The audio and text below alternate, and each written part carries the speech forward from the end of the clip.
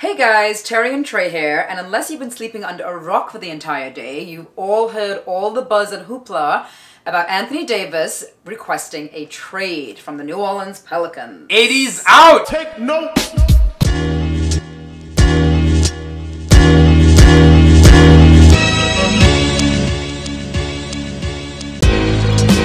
Big Beach! We're here. My man Alan just did. It's different this time, but it sounds like you're rich. She didn't tell him. Okay, so we thought this would happen at some point. We thought it could happen, but it's happened, I think, a year sooner, or at least definitely. He's still in contract for another year, with another full season, so the rest of this season and then all of next year. Right.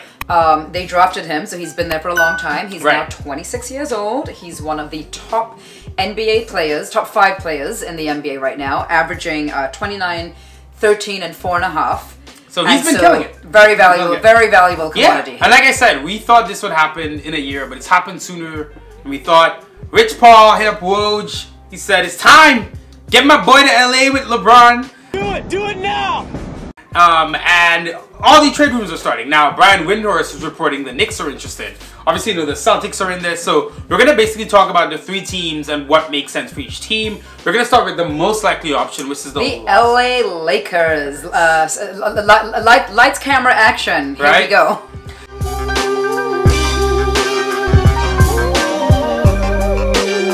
So LA obviously saw in the stars. The LA Lakers from the 80s, they had Showtime. You know, you had Magic, you had Kareem Abdul-Jabbar, you had James Worthy. You had superstars. Later on, you have Kobe, Shaq.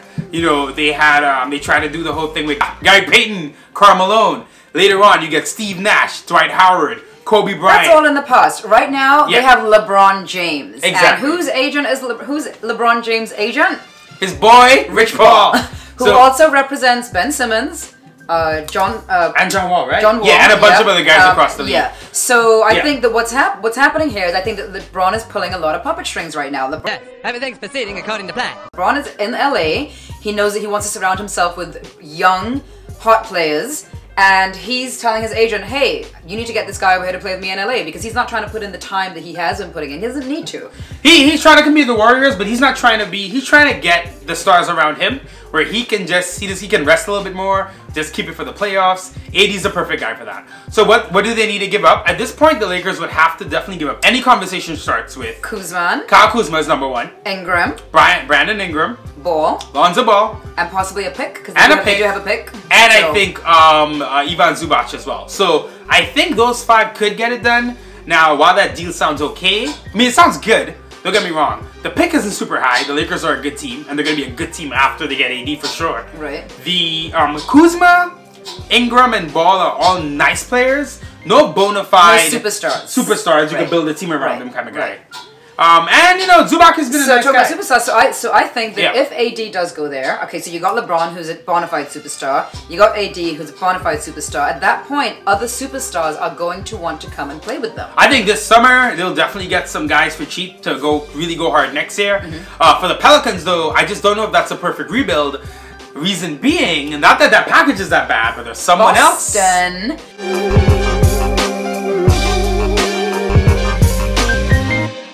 But Boston has to wait. So Boston has this little 4-month thing they have to wait. The Rose Rule, I think you said it's called. With Kyrie, because Kyrie's on the max. It's like, unless Kyrie's involved in the trade, which is, I think, definitely not happening, they can't trade for Anthony Davis right now. Okay. So, but Boston, like we said, they have the treasure chest.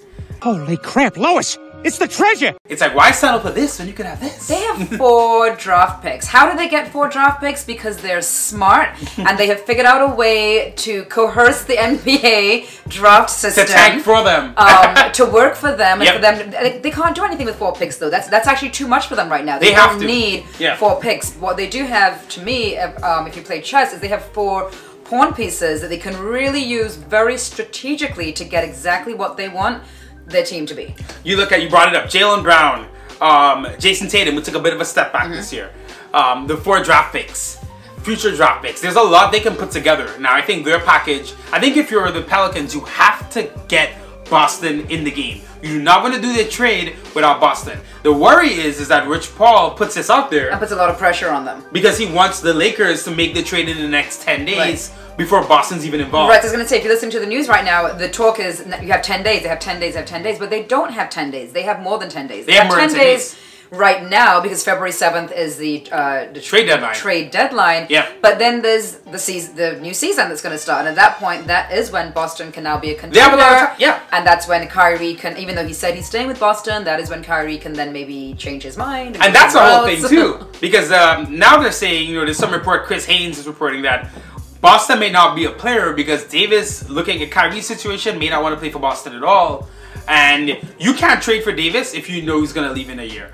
Or not that you know he's going to leave, but you don't know what he's going to do. He has to extend the contract. So any team that's taking him right now is only going to be able to take over the same contract he currently has with New Orleans, which is really only that one more season. Right. So that team has to either want to step out on a limb and say, hey, we're going to take you for the 1 year and then see what happens, or have you sign an extended contract. And the same thing happened up in Toronto with Kawhi. That's what's going on now. Kawhi Leonard is that they're now trying to entice him to stay in Toronto.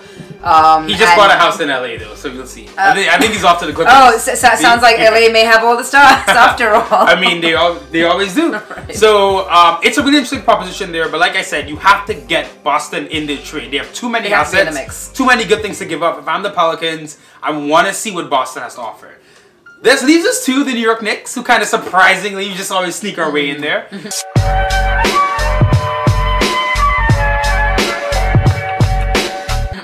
Brian Windhorst brings up that the Knicks may be interested. Didn't he say they were very interested? Well, there's been reports that the Knicks are like engaging now. Being aggressive is the word we heard. Right. Chris Haynes said that as well. Now, the Knicks trade is interesting because the Knicks have gone one way this season. They've stuck to it. They're like, we're playing the kids, we're tanking, we're getting a draft pick, KP's recovering. Cool. I hate that word tanking, by the way. But okay, can't do anything about it. But this really throws things out because if you're getting Anthony Davis, who's a bona fide, what are we giving up for that? You're definitely giving up the pick. If I'm the Pelicans, I want the pick. Give me the pick that you tanked so far for. And let me just say this: as things would go for the Knicks, we would give up our pick, and that would end up being the ¡1 lottery pick, and they will get Zion. That would be a typical Knicks thing to happen to us. So no, I don't say we give up the pick. They're also going to want Kevin Knox. They're going to want Mitchell. They're going to want Frank. And to me, those are our young guys that we want to build and develop. Right. And possibly KP. No! God, please, no! No! No! No! Who knows? So, KP's an interesting one. But, so that said, that's all true. 100%. We love the young guys. We love seeing the growth. In fact, one of the favorite things about being fans this season specifically that's made this tanking 10 and whatever season the losing season is really watching these kids get better every game. It's really fun. It's exciting. Anthony Davis, though, a lot of people basically are looking at the Melo trade, right? In the Melo trade, we gave up Gallinari and Chandler, two young pieces. Right. We gave up Raymond Felton, who's a good starter. We gave up multiple first-round picks. We gave up Mozgov as well. And when Melo came here, there really wasn't much of a bench. So he kind of... and Amari ended up being injured, so that didn't work out for us. It didn't really work out for us. So that memory is there. That said, Davis is 25.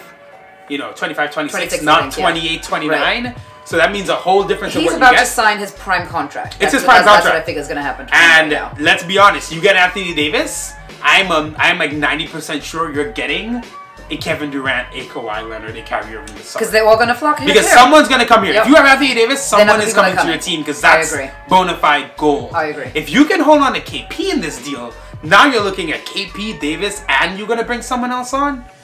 That starts to look like a championship team. Not just like, oh, it's a good team. It's a championship team. That said, I think the Knicks gotta wait. I think you have to see KP back with this roster. I think you could definitely get on the phone, see what's going on, hear some calls, engage in some talks. I say we kind of hold our horses. But I think you hold on. I say we hold our horses. I say we definitely let KP come back. I want to see him play at least 10 games back in the Garden with this new young roster before we make any crazy decisions. And so far, the Knicks have been doing that. We have been kind of just chilling with what we have right now, letting the guys play. Yes, we're changing the lineup quite frequently, but I think we need to stick with the plan. And this seems to be what the plan was to me. So it does. And I think predictions, I think the Lakers they know what Magic Johnson said it. He said, I think last year, he said, if I don't get a star in 2 years or whatever, fire me? Is that what he said? I'm firing me, I'm done, I'm gonna quit or whatever. So it's set up for the Lakers to get it. I think LeBron, I think this is all orchestrated. I think a lot of teams think they have a chance, but the Lakers are going to go super hard, give the Pelicans what they want, and get it done. The NBA, I think the NBA wants Anthony Davis and LeBron together challenging the Warriors. They want them there, They want it. So I think it's going to happen. But the Knicks being there is so interesting. I just hope Perry and Mills make the right decision.